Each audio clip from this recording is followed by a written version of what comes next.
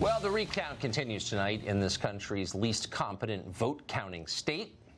The upside of all of this Florida recount stuff, by the way, is a man named Craig Patrick. This is the third night in a row we've had him on, and we're always grateful to see him. Political editor, chief investigator for WTVT Fox in Tampa Bay. He joins us with a recap. Craig, what is happening? We have more dueling gaffes, once again focused on South Florida, predominantly Democrats.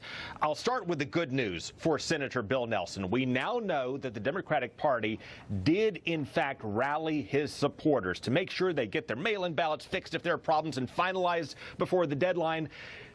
The bad news for Bill Nelson is that they got their dates mixed up and they gave the wrong deadline, telling people that you've got until Thursday, November 8th, when the election was Tuesday, November 6th. And the evidence for this is leading to the work of the Democratic Party of Florida, sending out these government forms, writing in the wrong date, effectively confusing people, and leaving maybe a lot of Democrats to say, oh, Gilligan. And this is something that seems to have affected voters specifically in Broward County and 3 other counties. So stop and think about that for a moment. You have the Democratic Party apparently, 1, sabotaging conceivably Bill Nelson, 2, disenfranchising their own voters in this blunder, 3, shooting themselves in the foot, 4, trying to orchestrate this deadline rush, not knowing what the deadline was, and 5, conceivably breaking election law all in one fell swoop. This is something that the state has sent over to the feds to investigate. We'll see how that works out. One other blunder that stands out that has risen to the surface, you have continuing woes in Palm Beach County in southeast Florida, where you have faulty voting machines. Apparently, when they get stressed, they are old, they're aged to the point where they spit out erroneous results, which is causing election managers there to recount votes that had already been recounted. We're calling them the Monty Python machines because you feed them through. It's okay, 1, 2, 5, no, 3. And with this, you have Palm Beach County now racing the clock, along with Broward County.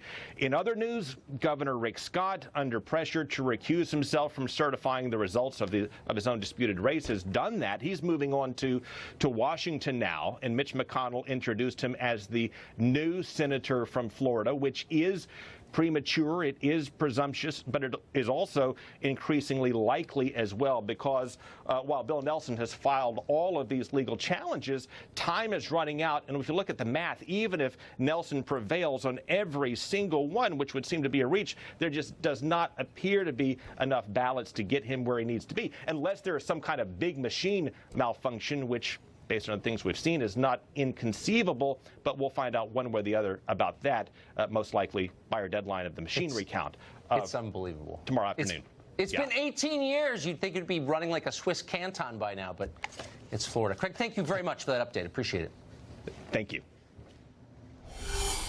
Rubio has been raising alarm over the state of Florida's election irregularities for quite some time, and he joins us tonight on set. Senator, thanks very much for coming on. Thanks for having me. So I know you're a senator who represents the state of Florida, and you're pro-Florida. But as objectively as you can, what is the core problem with elections in Florida? Well, actually, there isn't. I mean, 65 of 67 counties did it right. You know, Miami-Dade County is right on the border with Broward. 60% voted for Democrats in the Senate race and the governor's race. They got all their votes in on time, and then they did their recount on time. It is largely focused on 2 counties, and one in particular, Broward County, where you have an inept and incompetent elections director who's done this in the past. Yes. And so when someone, you know, a perfect example is these provisional ballots, right? It's people that show up and vote. You don't show up in the system. They let you vote, but they put your vote in an envelope, and then they make sure they verify you. She decided to take 205 of them and count them on her own without submitting them the right way to this to the canvassing board. When that was discovered, she said, all right, I'll give it to the canvassing board. But she had already separated the ballots from the envelopes. They found 20 of them to be invalid. But then there's no way to match the ballots to the envelope when you separate them. So then she submitted 205 votes to the state out of that batch. 20 of them, at least 20 of them, are invalid votes. Now she claims that they're not part of the count, which contradicts what her lawyer said a few days ago. So when someone that incompetent is sitting on thousands of ballots, we don't know how many they are, she's not regularly reporting them, of course we're going to be concerned about that. And of course we're going to be concerned about the reporting. And the second state of play is it's now lawyer time. Lawyers are arguing to the state, that to the judge, they're trying to get a federal judge to do 2 things. 1, throw out state law when it comes to voter intent. They're going to do a manual recount in the Senate race of all the ballots that either didn't vote in the Senate race or double voted. And there's a very specific law for what voter intent is. You know, if you circle Rick Scott or Bill Nelson, that's fine, but you have to have done it throughout the ballot. Right. The machine won't read it. They want to throw out that standard and just let it be, I don't know what. Can you change the standard after the vote is That's counted? my concern. I mean, look, if you say there's a problem with the law, that's what the legislature's there for. But to have a judge come in and announce that Florida law, after the election, we're going to change the rules in hopes of influencing the outcome, that to me is stealing the election. And then they also want to force them to count every mail ballot, even the ones in which the signature didn't match the signature on file for the voter.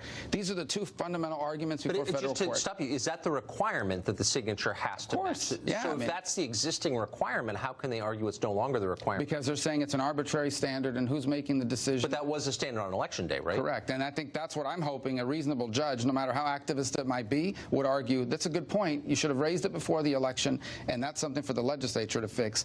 But we're not going to change the rules of the election after the election to influence the outcome, because if you do it, it's stealing an election.